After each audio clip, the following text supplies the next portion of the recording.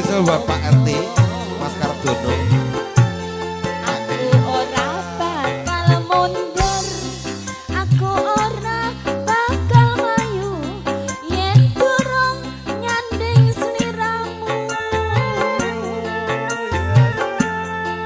Ukurane tresno dudu kandha nanging lungiting asmara.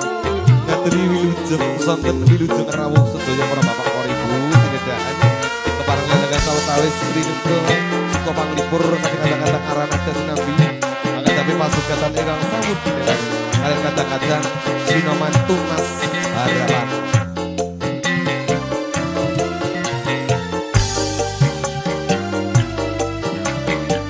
Asik yo.